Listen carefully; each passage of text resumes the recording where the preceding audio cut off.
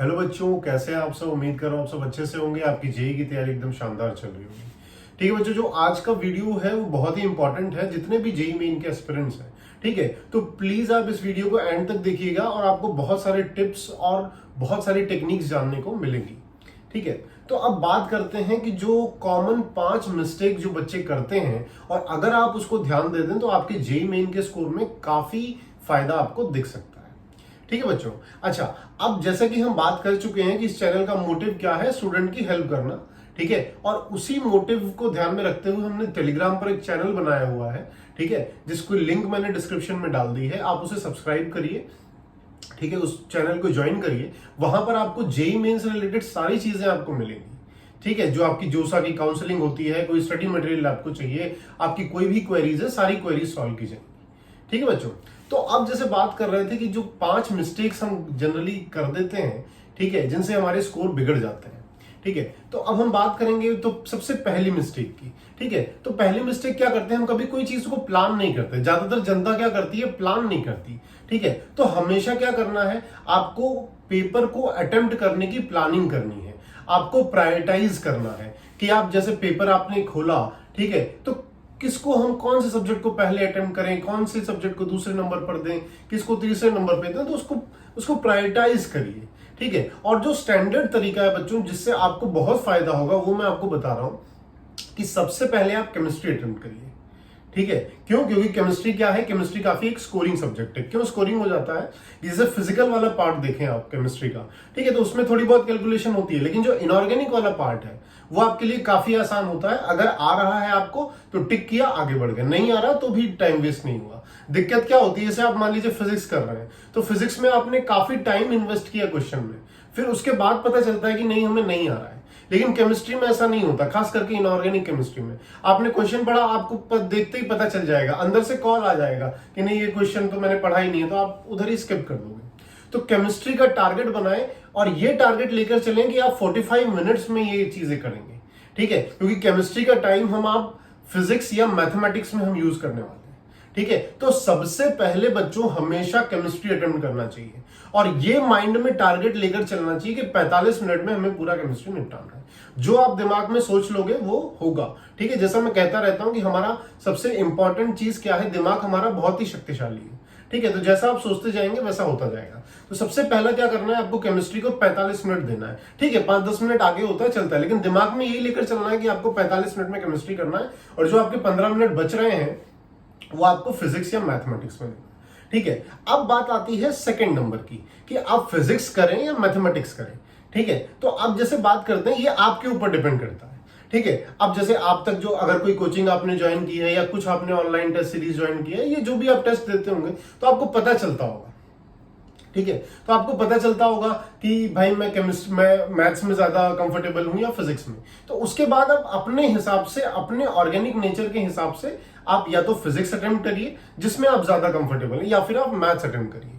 ठीक है, उसमें भी ये कहा यह जाता है कि आप पहले मैथ्स अटेम्प्ट करिए और फिजिक्स को लास्ट में रखिए। ठीक है, क्योंकि होता क्या है, फिजिक्स एक कंपैरेटिवली टफ सब्जेक्ट है। ठीक है, लेकिन मेरा ये मानना है कि आप स्विच कर सकते हैं। अगर आप फिजिक्स में कंफर्टेबल हैं तो पहले फिजिक्स अटेम्प्ट करिए। ठीक है, तो ये था क्या, प्रायोरिटाइज कर दिया। ठीक है, आपने प्रायोरिटाइज कर दिया। अब दूसरी इंपॉर्टेंट बात क्या है कि दूसरी इंपॉर्टेंट बात ये है बच्चों कि अब क्या करना है, आपको ये ध्यान रखना है कि आप पूरे पेपर से कम 2 बारी गो थ्रू हो। ठीक है, पूरे पेपर को आपके आंखों के सामने से 2 बारी जाना है, यानी कि आपको पूरा पेपर देखना है, वो भी 2 बारी। अच्छा, इसका कहने का मतलब क्या है कि जैसे बोलते हैं ना, the art of attempting a paper. ठीक है, तो वो आर्ट क्या है कि आपको सिर्फ आसान क्वेश्चन को टारगेट करना है। ठीक है, आपका जो बेटा जेईई मेन का एग्जाम है ना, कोई बहुत हार्ड एग्जाम नहीं होता। ठीक है, एक साधारण सा एग्जाम है। वो हार्ड कैसे बनता है, क्योंकि उसमें 2 साल की चीजें इकट्ठी आ जाती हैं, इसलिए वो हार्ड बन जाता है। लेकिन एक अगर इंडिविजुअल क्वेश्चंस को देखें तो एक आसान पेपर ही है। ठीक है, तो आपको क्या करना है, आपको इजी क्वेश्चंस को टारगेट करना है कि हमारा इजी क्वेश्चन नहीं छूटना चाहिए। तो आप पेपर को इस तरह का टास्क दें कि यार ये जो 75 क्वेश्चन है, ठीक है, या जो 90 क्वेश्चन है, इसमें कुछ क्वेश्चन आसान है जो छुपे हुए हैं। ठीक है, उन छुपे हुए क्वेश्चंस को मुझे ढूंढना है। आप इस तरह से मानकर चलें। ठीक है, तो सबसे पहला क्या करना है, जो आसान क्वेश्चन दिखे, ठीक है, क्वेश्चन पढ़िए, देखिए, अगर आपको अंदर से कॉल आ रहा है कि नहीं मैं ये क्वेश्चन में निपटा दूंगा, करिए उसको। ठीक है, तो इस तरह से पेपर को अटेम्प्ट करिए। ठीक है, वो क्वेश्चन बिल्कुल मत करिए जिसको देखकर ही आपको पता चल रहा है कि नहीं ये मेरे बस का नहीं है। ठीक है, और ये बात आप भी मानेंगे कि क्वेश्चन को पढ़ने से अंदर से कॉल आता है कि हाँ मैं इस क्वेश्चन को कर सकता हूं, इस क्वेश्चन को आसानी से निपटा सकता हूं, और ये भैया मेरे बस की बात नहीं है। ठीक है, तो उन क्वेश्चंस को सीधा मार कर दीजिए। जैसे कि क्वेश्चन को पढ़ा, हमने पता चला कि हमें ये हमारे बस की बात नहीं है। ठीक है, उनको प्रणाम करिए और वापस कभी उस क्वेश्चन पर जाना ही नहीं है। ठीक है, इमोशनल नहीं लेना है ना, हमें एक नंबर चाहिए। ठीक है, आसान क्वेश्चन करने पर भी अपन को 4 नंबर मिलेंगे, हार्ड क्वेश्चन करने पर भी अपन को 4 ही नंबर मिल रहे हैं। ठीक है, तो कोई फायदा नहीं है कि हम लोड लें और हार्ड क्वेश्चंस करें। ठीक है, तो पेपर में आसान क्वेश्चन को पहचानिए। ठीक है, और एक राउंड पेपर का ऐसा करिए, आप पहले जो राउंड है, जैसे मैंने बोला कि आपको 2 राउंड को पेपर में करना है। ठीक है, तो पहले राउंड ऐसा करिए कि जो जो आसान आसान क्वेश्चन उसको टिक करते जाइए। तो होगा क्या, जैसे पहले आधा क्वेश्चन आधा घंटे में अगर आप 10 एक क्वेश्चन कर लेंगे तो आपको बहुत अच्छा कॉन्फिडेंस आएगा। और केमिस्ट्री में ये पॉसिबल है कि आप आधे घंटे में 10 क्वेश्चन आराम से कर लें, अगर आपने ढंग की भी थोड़ी भी ढंग की पढ़ाई पढ़ी होगी। ठीक है, तो एक बार हमने क्या किया, एक बार आसान आसान क्वेश्चन को टारगेट किया। अच्छा, अब कुछ क्वेश्चन ऐसे होते हैं कि जो हमें ऐसा लगता है कि नहीं यार ये मैं कर तो लूंगा पर मुझे थोड़ा टाइम लग सकता है, तो उन क्वेश्चन को पहली बारी में अटेम्प्ट बिल्कुल ना करें। ठीक है, उन क्वेश्चंस को पहली बारी में अटेम्प्ट ना करें, उनको जब दोबारा आप पेपर को अटेम्प्ट करेंगे, ठीक है, तब आप उन क्वेश्चंस को करें। तो सबसे पहले क्या करना है, आसान क्वेश्चन को टारगेट करना है।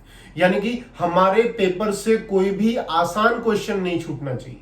ठीक है, क्योंकि हार्ड क्वेश्चन अगर छोड़ दोगे तो आपकी सेहत पर कोई असर नहीं पड़ेगा, लेकिन आसान क्वेश्चन को छोड़ दोगे तो आपकी रैंक पर बहुत असर पड़ेगा, क्योंकि 60 से 70% जनता उस आसान क्वेश्चन को करके आपको कुचल कर आगे चली जाएगी।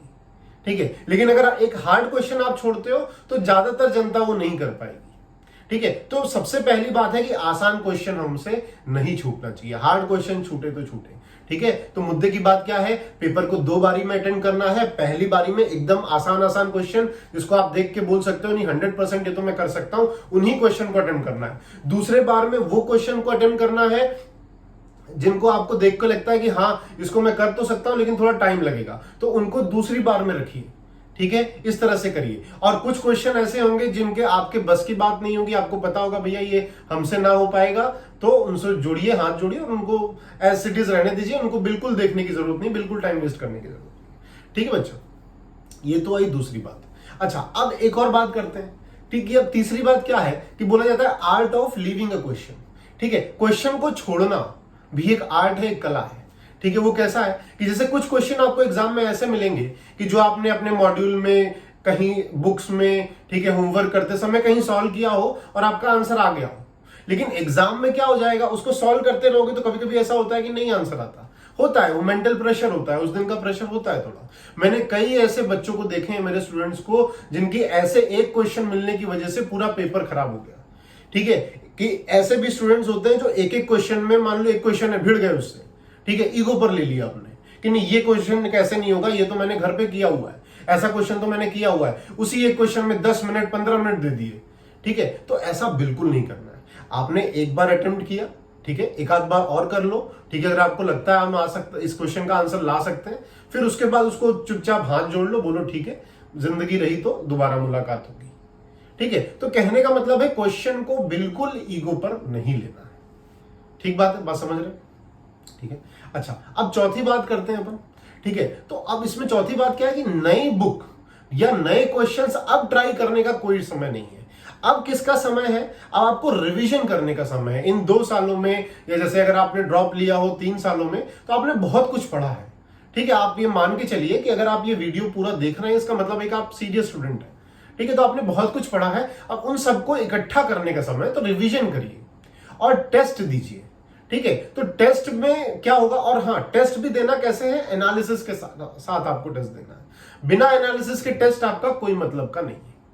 ठीक है, टेस्ट दो, एनालिसिस करो कि भाई मैं क्या गलती कर रहा हूं, कहां गलती कर रहा हूं, अपने दिमाग तक वो गलतियां ले जाओ।